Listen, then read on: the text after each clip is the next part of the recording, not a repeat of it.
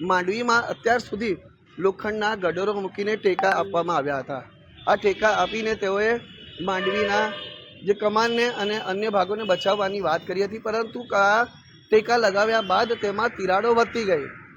હવે વાત છે રિસ્ટોરેશનની, જેને લઈને એક મોટી બેઠક બોલાવી, પોલીસ કમિશનરને બોલાયા, કલેક્ટરને બોલાયા, અન્ય લોકો સાથે ચર્ચા કરી અને લાંબી ચર્ચા વિચારણાને અંતે જ્યારે કામગીરીનો નિર્ણય લેવામાં આવ્યો અને જે કામગીરી કરવામાં આવી તે આપ જોઈ શકો છો કે કેવા પ્રકારની કામગીરી છે। પ્લેટો જ્યારે આ કામગીરી માટે લાવવામાં આવી ત્યારે જ અમારા મનમાં સવાલો ઉઠ્યા કે જ્યારે રિસ્ટોરેશનની કામગીરી કરવાની છે ત્યારે આ રિસ્ટોરેશનમાં આ પ્રકારના જે મટીરિયલની જરૂરિયાત કેમ પડી રહી છે।